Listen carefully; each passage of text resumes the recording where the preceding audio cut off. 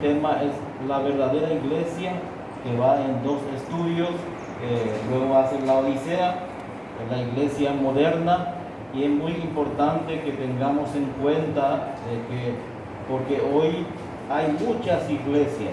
Hay iglesias de los mormones, de los santos de los últimos días, de José Smith, están los famosos testigos de Jehová, están también otras denominaciones y muchas iglesias hay, pero ¿cuál es la verdadera iglesia? En eso tenemos que centrarnos.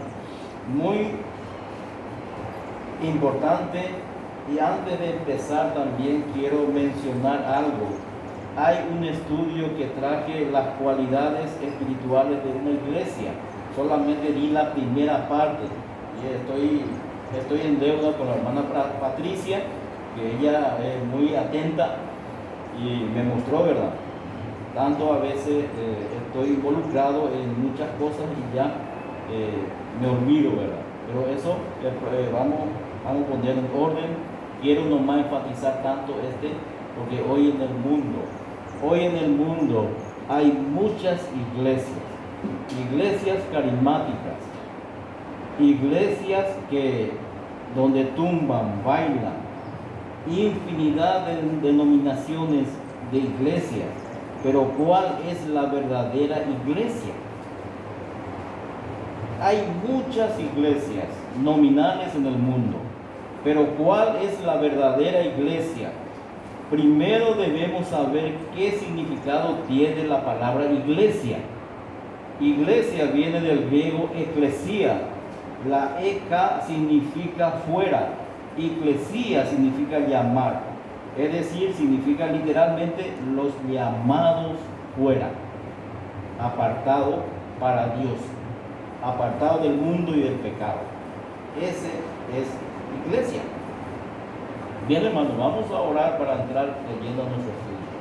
Por favor, de pie en reverencia para orar y para que el Espíritu Santo esté guiándonos, capacitándonos por medio de su preciosa palabra. Padre Santo, Señor, te damos gracias por un domingo más en que podamos reunirnos en tu nombre. Pedimos, oh Dios, la asistencia de tu Santo Espíritu, que nos dé sabiduría, discernimiento, y que todos podamos salir hoy edificados y tu nombre sea glorificado. Señor, abre nuestra mente y nuestro corazón, indigno delante de ti, no teniendo nada, faltándonos todo, no teniendo ningún conocimiento, sino tú das el conocimiento, tú das la sabiduría. Ayúdanos en esto, ayuda a la congregación para que todos podamos entender en cuanto a la verdadera iglesia. Oramos en el bendito nombre de tu Hijo Jesucristo. Amén. Bien, hermanos, pueden tomar asiento.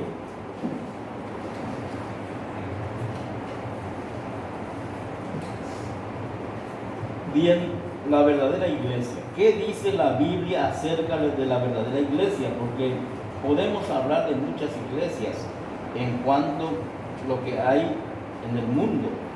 Pero ¿qué dice la Biblia acerca de la verdadera iglesia? Vamos a abrir nuestra Biblia ya en Mateo 16, 18, 19. Mateo, un versículo controversial, un versículo que a uno religioso, ¿verdad?, tergiversan y que nosotros tenemos que entender. Dice así, pero para entrar en esos dos versículos 18 y 19, voy a leer desde el 13 para que podamos tener luz y para que podamos comprender mejor. Dice el 16:13, viniendo Jesús a la región de Cesarea de Filipo, preguntó a sus discípulos, diciendo, ¿quién dicen los hombres que es el Hijo del Hombre? Ellos dijeron, unos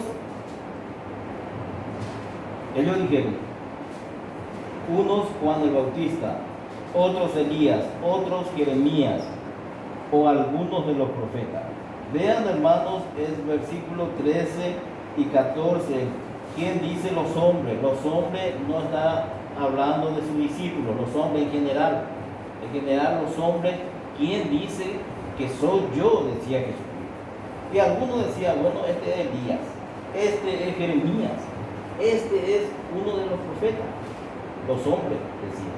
Pero luego la pregunta va a quién, va a los discípulos y va a nosotros también. Y tengan en cuenta esto, tengan en cuenta esta pregunta. Y él les dijo, y vosotros los discípulos, y entramos acá también nosotros, vosotros, ¿quién decís que soy yo? Y ahí sale Pedro, ¿verdad? Pedro siempre mete la pata, pero esta vez acertó, Dios de blanco. ¿Por qué? Porque Dios Padre le reveló. Y él, respondiendo Simón Pedro, dijo, tú eres el Cristo, el Hijo del Dios viviente. Ahí está Pedro. Pedro dice, tú eres el Cristo, el Salvador, el ungido de Dios. El Hijo del Dios viviente significa que es Dios. ¿Y qué le responde Jesús? Entonces le respondió Jesús, bienaventurado, feliz el hombre, feliz la mujer que reconoce a Jesucristo como Salvador y como su Señor, Dios, dueño, amo. Y luego sigue diciendo, bienaventurado eres Simón, hijo de Jonás, porque no te lo reveló carne ni sangre, sino mi Padre que está en los cielos. Tengamos en cuenta algo. A Pedro le reveló Dios Padre, a nosotros también por medio de la palabra de Dios. Es revelado que Jesús es el Hijo de Dios. Y luego empieza acá y dice el 18, y yo también te digo que tú eres Pedro, y sobre esta roca edificaré mi iglesia, y las puertas del Hades no prevalecerán contra él. Bueno, acá tenemos el versículo tan controversial. Algunos religiosos dicen que Pedro es el fundamento de la iglesia, pero Pedro no puede ser. Pedro mismo, si usted lee primera de Pedro y segunda de Pedro, ahí habla de Jesucristo como Petra, como piedra principal. Acá le dijo Jesús, tú eres Pedro, Petros, una piedra pequeña, y sobre esta roca, diciendo Jesús por sí mismo, Petra, piedra de fundación, una peña, una roca grande. Entonces edificaré mi iglesia, y las puertas del Hades no prevalecerán con él. Las puertas del infierno no prevalecen ya con la iglesia de Jesucristo. Entonces vemos que esta iglesia de Jesucristo está fundada sobre sí mismo, sobre la roca Petra, roca de fundación, no sobre Petros, una piedra pequeña. Tenemos que tener bien en cuenta esto. Pero ¿por qué le pone a Pedro acá? ¿Por qué Jesús no dice, y sobre esta roca edificaré mi iglesia, y solamente eso? ¿Por qué ahí le incluye a Pedro en el versículo 19? ¿Sabes por qué? El 19 contesta y dice, y a ti te daré las llaves del reino de los cielos, y todo lo que atares en la tierra será atado en los cielos, y todo lo que desatares en la tierra será desatado en los cielos. Y muchos nosotros escuchamos siempre, ¿verdad? Me acuerdo que San Pedro tiene la llave. Si San Pedro no te deja entrar, algunos quieren entrar por abajo y ya San Pedro ahí tiene la llave y no vas a entrar. Entonces San Pedro tiene la llave. Pero ¿qué llave? Saben, hermanos, que esto es fundamental. Escúchenme. Cuando habla de las llaves del reino de los cielos, Pedro abrió el evangelio a los judíos.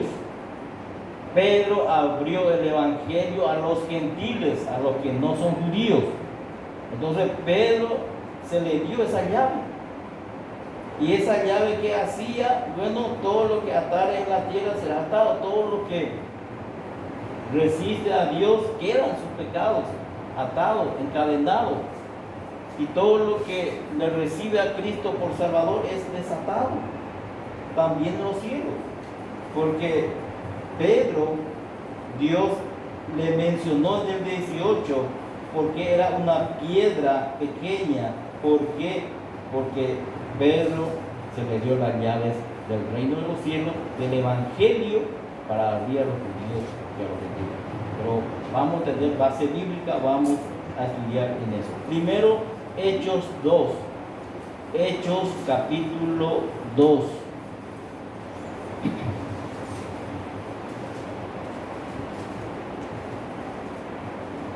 Hechos de los Apóstoles.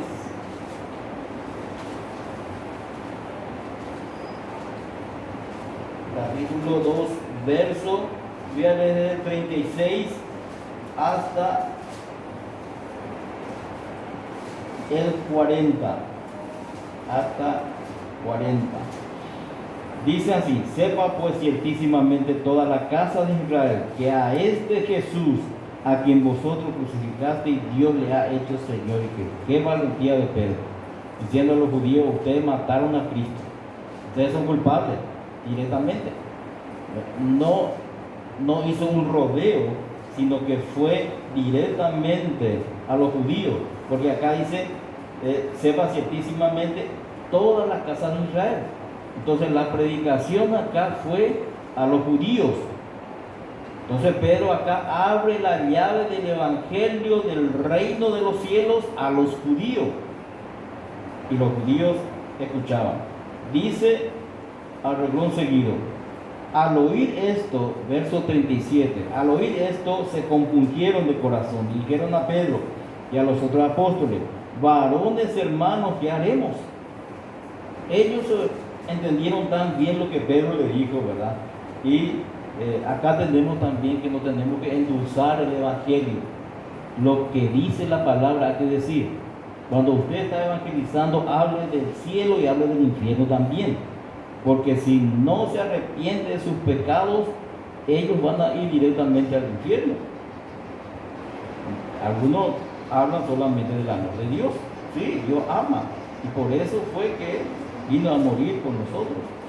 Dice el 37, al oír esto se compungieron el corazón, se pusieron tristes, dijeron a Pedro, a los apóstoles: varones hermanos, ¿qué haremos? ¿Qué haremos nosotros? Somos culpables. Y Pedro no perdió la oportunidad y le presentó el evangelio. Dice 38, Pedro les dijo: arrepentíos y bautícese cada uno de vosotros en el nombre de Jesucristo para perdón de los pecados, y recibiréis el don del Espíritu Santo. Entonces, acá habla de bautismo.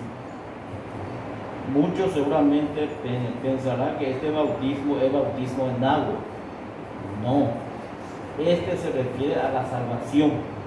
Otra forma de bautismo, que cuando nosotros le recibimos a Cristo somos introducidos en Cristo, sumergidos en Cristo. Y eso vamos a demostrar también. Y entonces, ¿por qué? Porque dice, el bautismo, por ejemplo, no puede perdonar pecados. Es un simbolismo. Acá está diciendo de que bautícese cada uno de vosotros en el nombre de Jesucristo para perdón de los pecados. Y el bautismo no perdona pecados.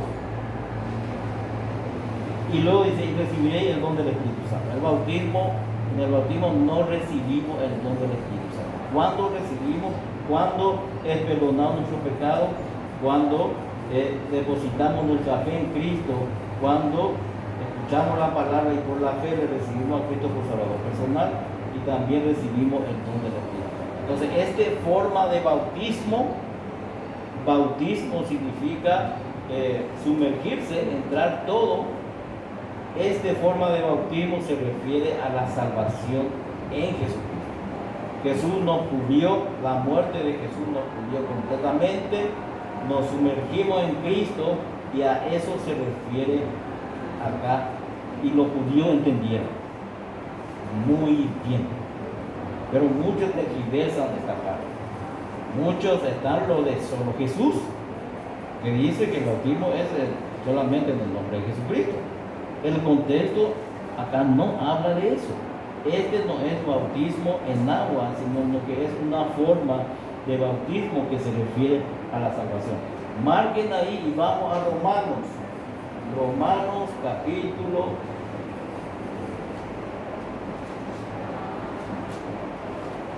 6, verso 1 al 3, dice así: ¿qué pues diremos? ¿Perseveraremos en el pecado para que la gracia abunde? En ninguna manera, porque los que hemos muerto al pecado, ¿cómo viviremos en él?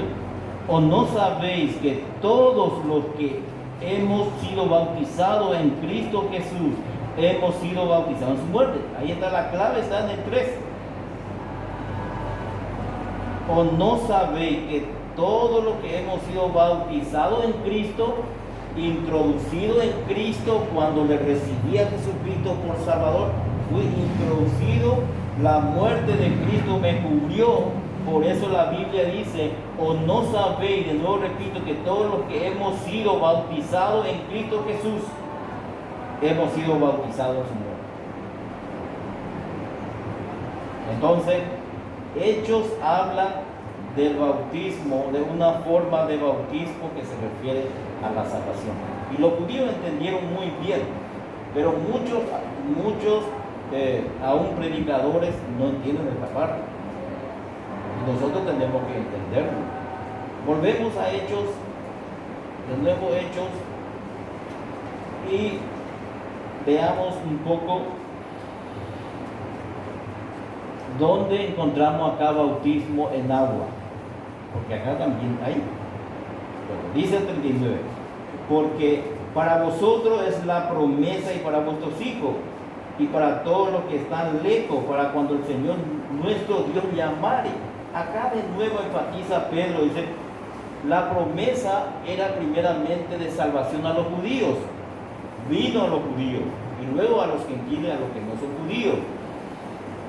Y luego dice la palabra: para vuestros hijos y para todos los que están lejos. ¿Quiénes están lejos? Los gentiles, los que no son judíos. Y luego dice: para cuanto el Señor nuestro Dios llamare. A todo vino la salvación, no solamente a los judíos. Y alguno dirá: ¿qué iba a pasar si el pueblo de Israel, los judíos, supongamos que rechaza a Jesús? Y rechazaron, ¿verdad? Pero supongamos que ellos aceptaron a Cristo por Salvador. ¿Los gentiles también iban a ser salvos? ¿Sí o no? Sí. Juan 3 dice: porque de tal manera amó Dios al mundo, que ha dado a su Hijo unigénito, para que todo aquel que en él cree no se pierda, mas tenga vida eterna. Al mundo. En el mundo están todos judíos, paraguayos, brasileños y todo.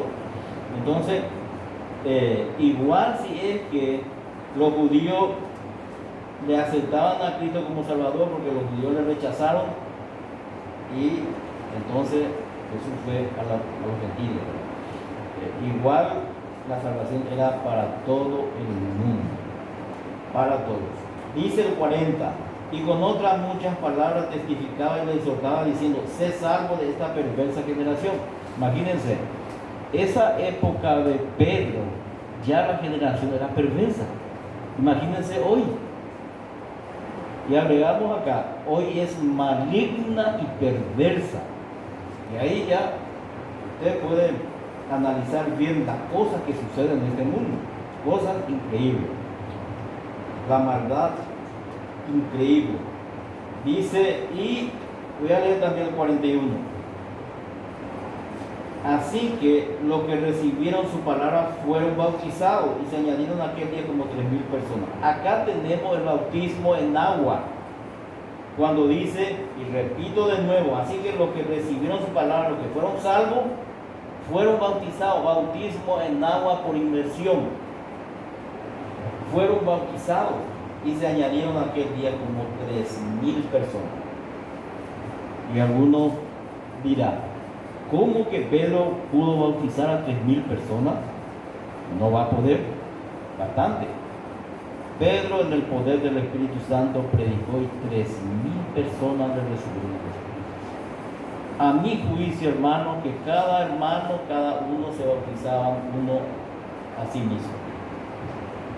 Así llegaron a 3,000. porque Pedro solo no iba a poder bautizar a 3.000 personas. Bueno, eso no es bíblico, pero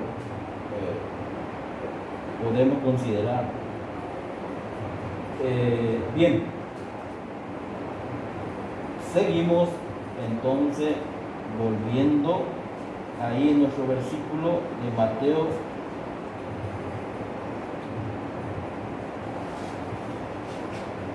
Perdón, acá lo que leímos esto,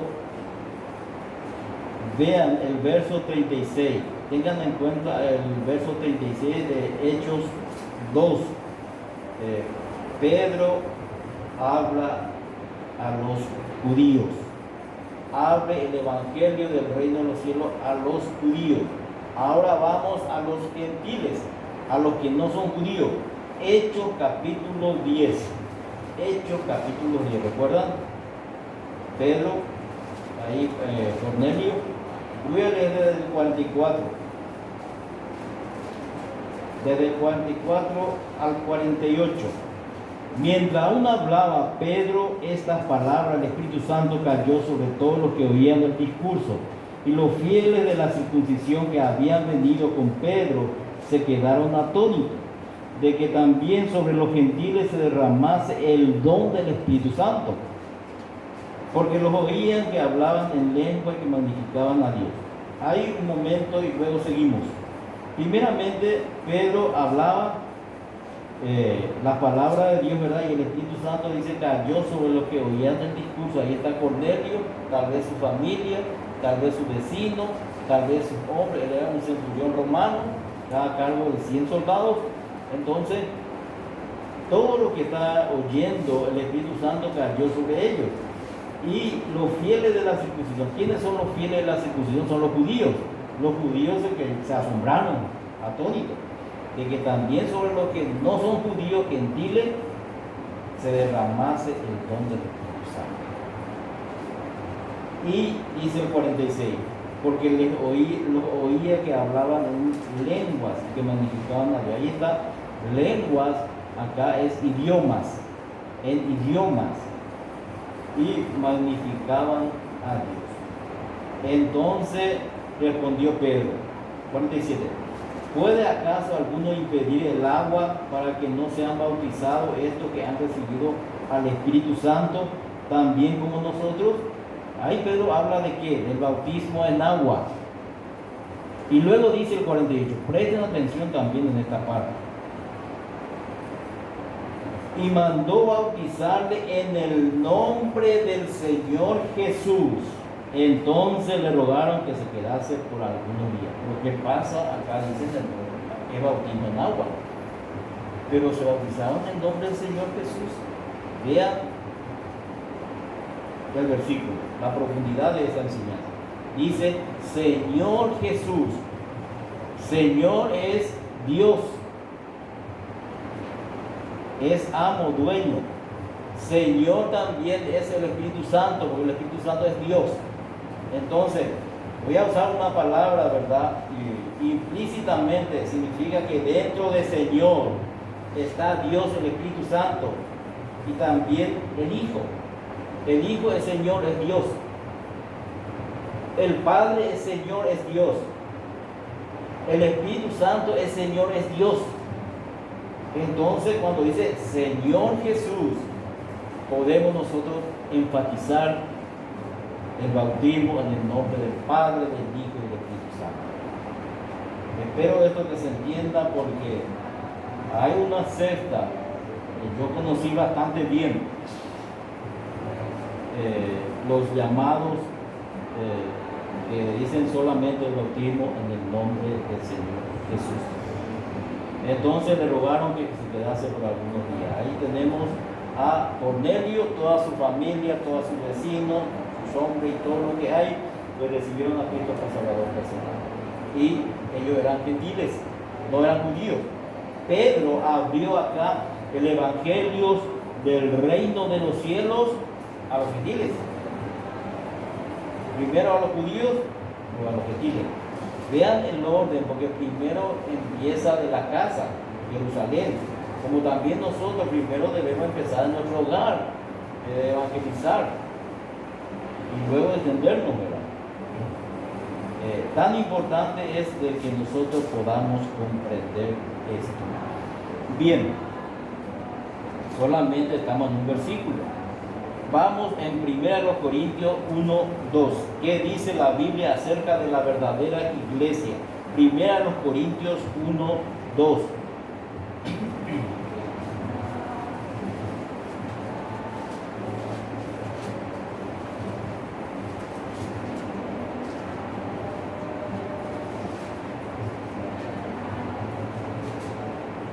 Dice así, Pablo habla a los corintios y dice: a la iglesia de Dios que está en Corinto, a los santificados en Cristo Jesús, llamado a ser santo, con todo lo que en cualquier lugar invocan el nombre de nuestro Señor Jesucristo, Señor de ellos y nuestro.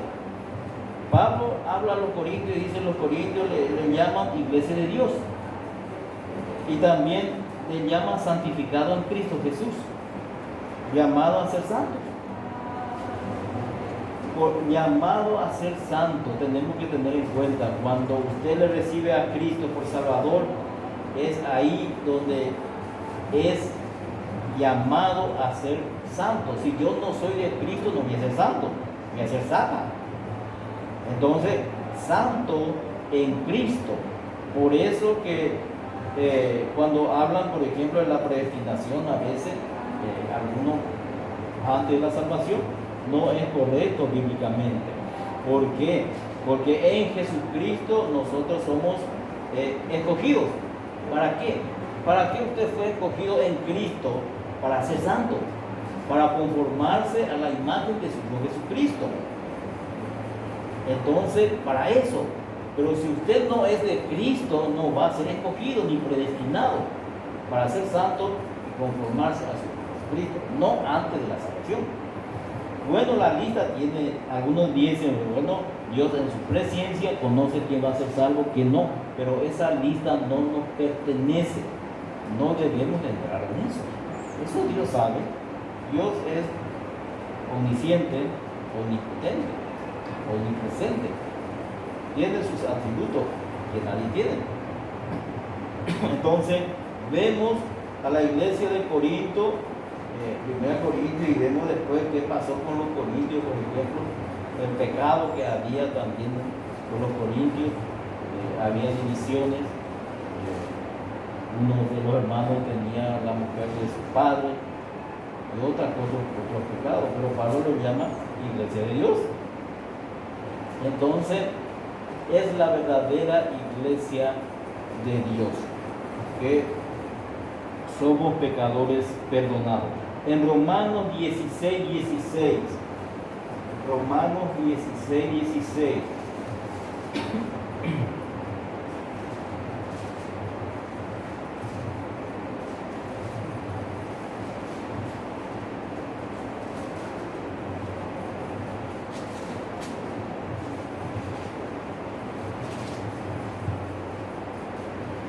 Dice: saludaos los unos a los otros con ósculo santo. Os saludan todas las iglesias de Cristo. Ahí está, las iglesias de Cristo, la verdadera iglesia. Pero habla ahí del saludo, ¿verdad? Ósculo, ¿qué significa? Significa beso, beso santo. Pero, ¿cómo era en la antigüedad? El beso era en la frente, se saludaban los hermanos. Pero no practique ahora, ¿verdad? No estamos en esos tiempos. No vamos a entrar en besuqueadas. Entonces no nos interesa esa parte, pero vean lo que enfatizamos en este versículo son la iglesia de Cristo. La verdadera iglesia es la iglesia de Jesucristo, fundada sobre Cristo Jesús, no sobre un hombre, sino que sobre el Hijo de Dios. Gracias a Dios por Jesucristo. Luego tenemos en Hechos 2, 41 y 42. 41 ya leí, pero vamos a leer otra vez Hechos 2.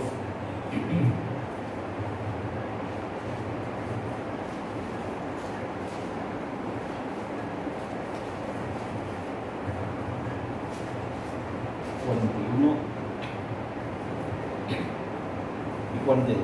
Dice, así que los que recibieron su palabra fueron bautizados y se añadieron aquel día como 3,000 personas. 42.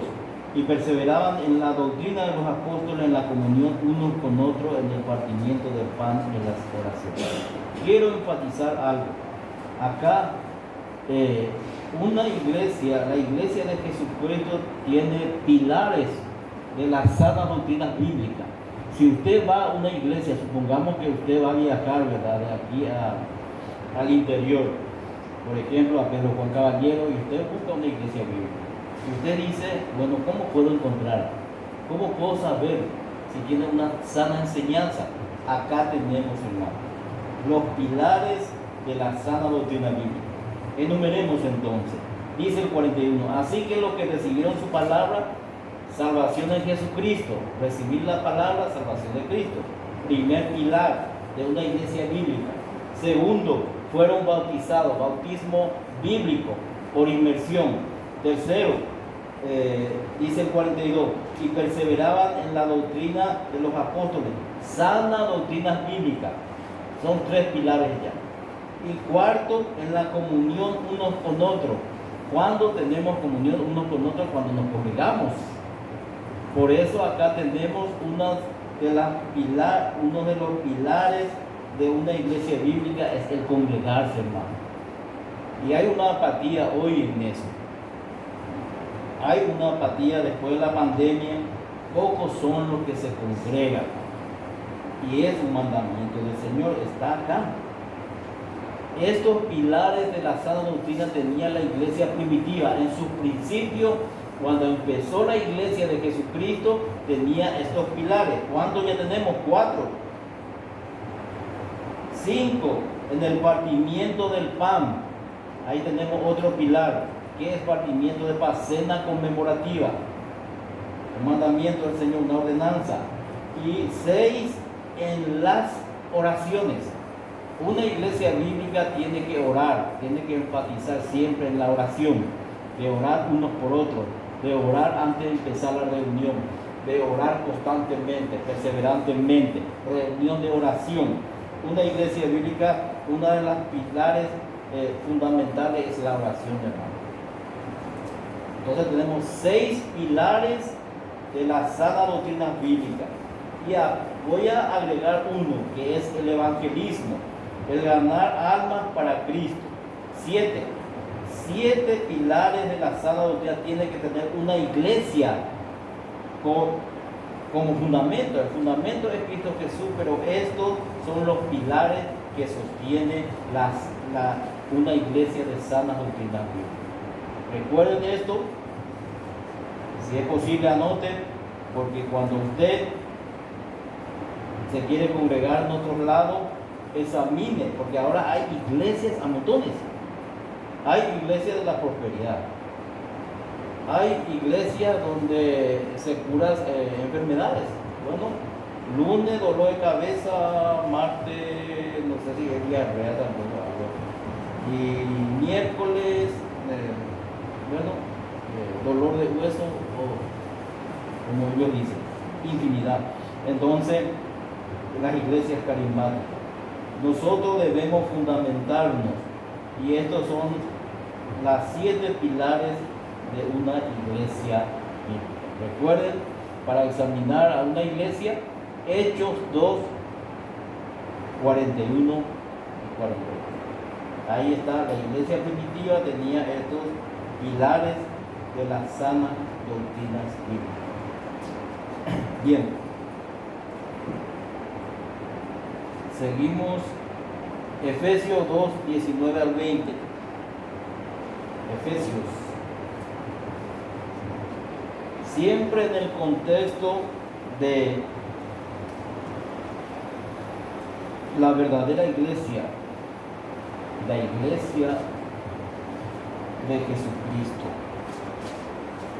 Efesios capítulo 2. 19, 20. Así que ya no somos extranjeros ni advenedizos, sino conciudadanos de los santos y miembros de la familia de Dios, edificado sobre el fundamento de los apóstoles y profetas, siendo la principal piedra del ángulo Jesucristo mismo. Me queda un poco ahí. Reflexionemos un poco en esto, la profundidad de la enseñanza de estos versículos. Cuando habla así que ya no son extranjeros, no somos extranjeros a Dios, ni advenedizo. La palabra advenedizo significa huésped. El extranjero viene un tiempo y va a su país. El huésped, que significa advenedizo, significa huésped, el huésped también no permanece. Viene un tiempo y va. Pero el Hijo permanece para siempre. Y somos hijos de Dios. Por eso somos conciudadanos de los santos y miembros de la familia de Dios. Ahí está, somos miembros de la familia de Dios. Somos hijos de Dios, somos hermanos, somos santos en Jesucristo. Y luego dice el 20, edificados sobre el fundamento de los apóstoles y profetas, siendo la principal piedra del ángulo Jesucristo mismo. Acá de nuevo habla de Petra, piedra de fundación, piedra principal, piedra del ángulo, que es Jesucristo. Debe ser el fundamento de una iglesia bíblica.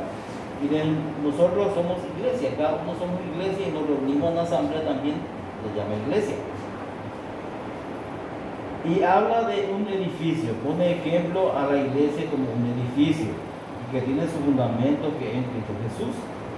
Y luego habla de apóstoles y profetas. Bueno, si usted ve, por ejemplo, y conoce un poco de construcción, un edificio, por ejemplo, debe tener de 17 metros a 20 metros de cimiento, que entra todo debajo de la tierra, depende del piso que va teniendo. Un edificio también tiene columnas, tiene vigas en cada departamento, tiene que ir primero el esqueleto y luego se pone los ladrillos entre las columnas.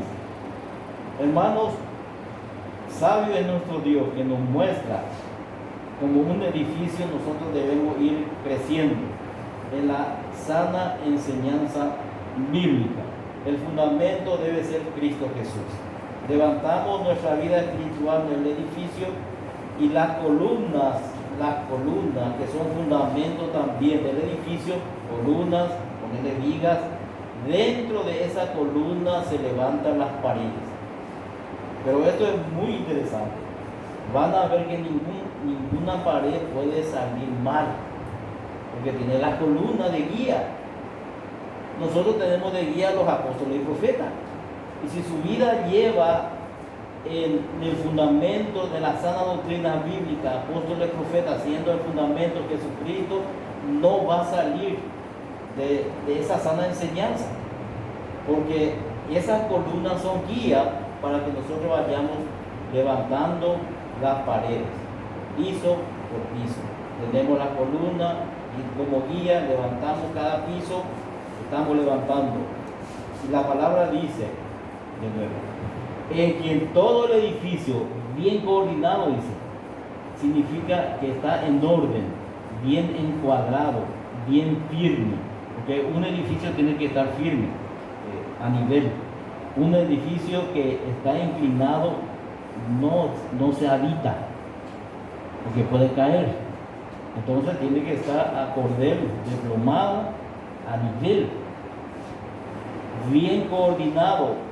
Nuestra vida en Cristo está bien fundamentado y bien coordinado, que va creciendo en la sana enseñanza bíblica, porque no hay forma, si uno persevera en la sana enseñanza, no hay forma de salirse, porque tenemos el fundamento de los apóstoles y profetas. Y usted construye, usted levanta su ladrillo ahí y usted mira todo lo que conoce de construcción, pone su hilo ahí por la columna y levanta. No va a salirse, no puede salir, no puede caer.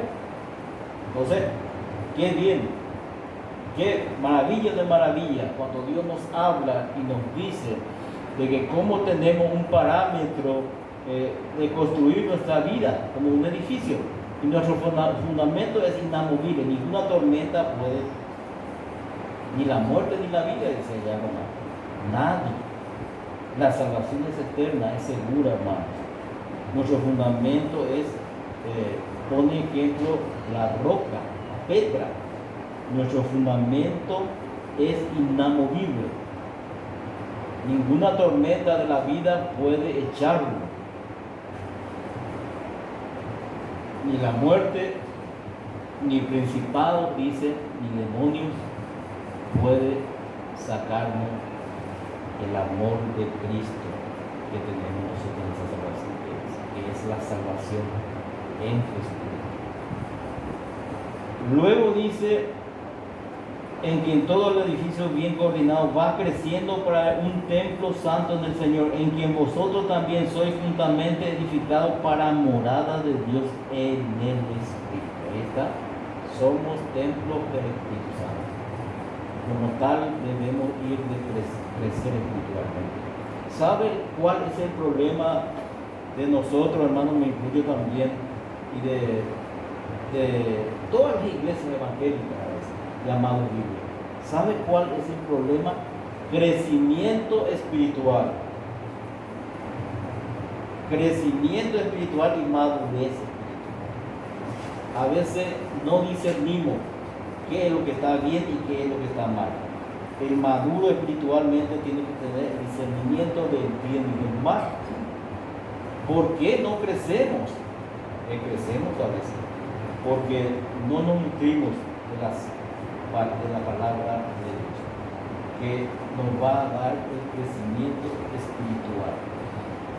Entonces, hermanos, pongamos esto como un desafío de crecer espiritualmente y de leer la Biblia. Si usted lee 5 capítulos diarios de un año, va a leer toda la Biblia. ¿Cuántas veces ya leyó la Biblia? Si yo les pregunto a ustedes, ¿cuántas veces al día lee la Biblia? ¿Qué me responderá? Bueno, es una pregunta para personal. Cada uno sabe delante del Señor. Pero nuestro mayor a veces fracaso es el crecimiento espiritual.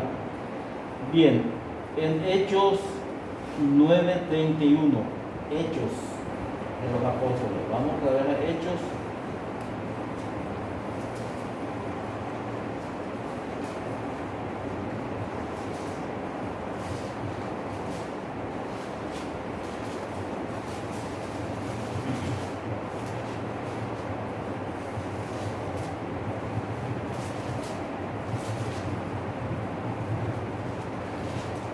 Hechos 9:31.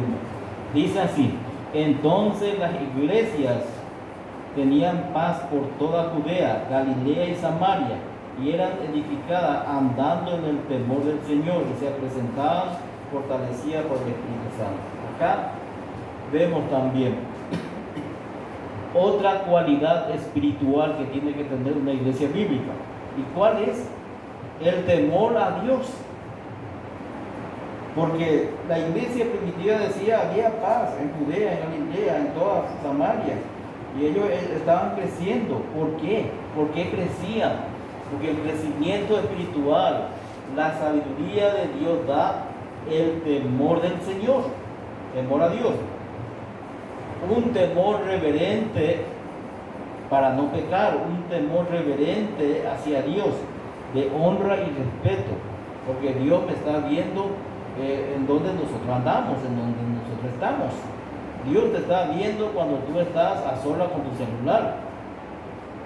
Ahí está la integridad de nosotros mismos delante del Señor.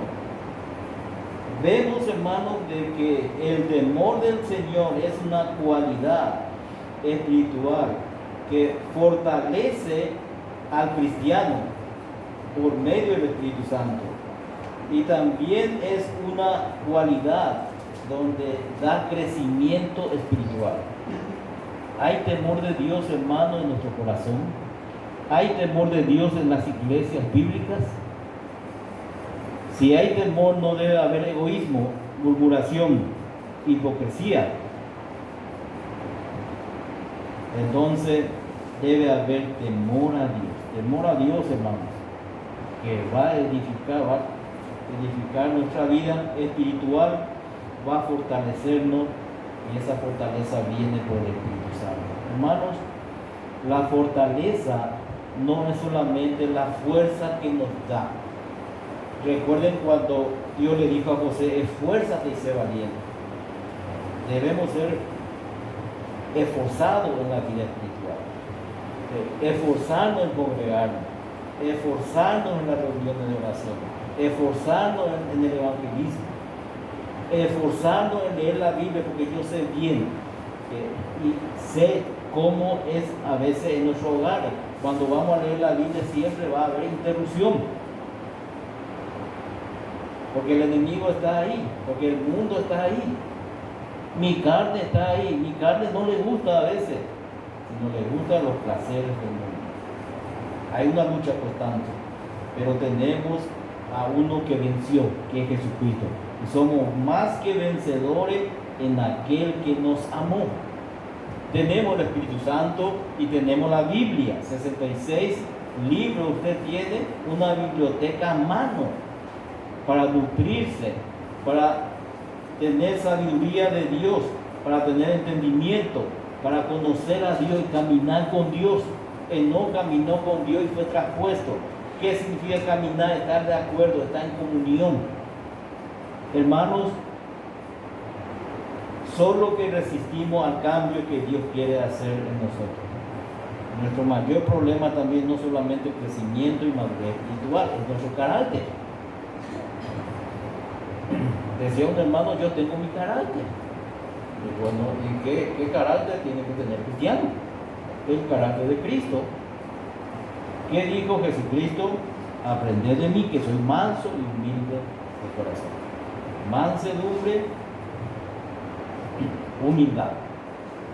Hermanos, la humildad es una cualidad que debemos de practicarla, debemos de pedir a Dios, porque sobre la humildad descansa la sabiduría de Dios y todas las riquezas espirituales de Dios.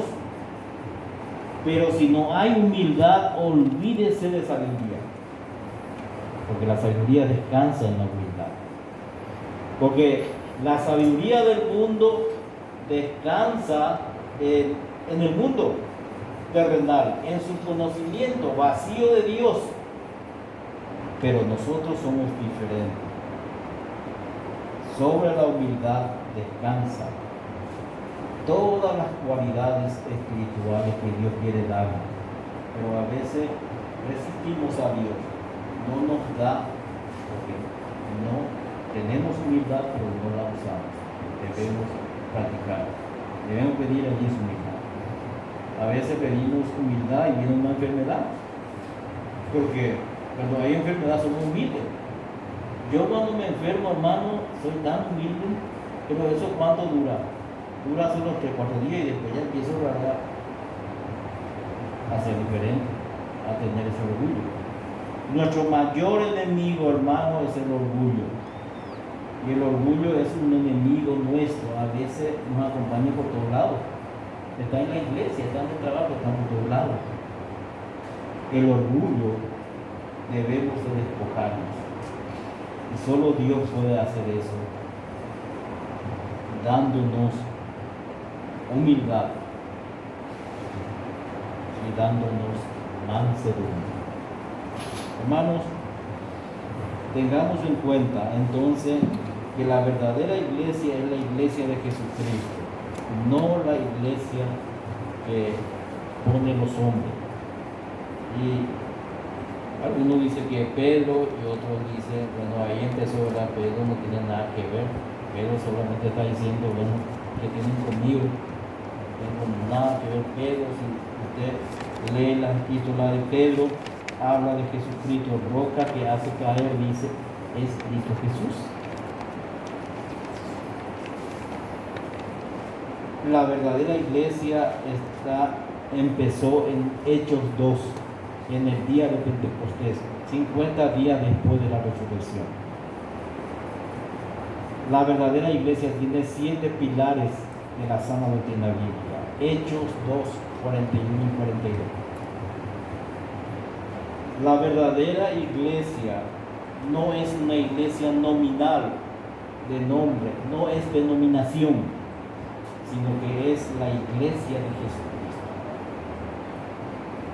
Él ganó por su propia sangre, Él murió por nuestros pecados y Él es el fundador de la verdadera iglesia. Amén. Bien, hermanos, tenemos una segunda parte donde vamos a estudiar la iglesia de la Odisea, también muy importante, la iglesia de hoy, la iglesia de la Odisea. Bien, vamos a entonar el himno y luego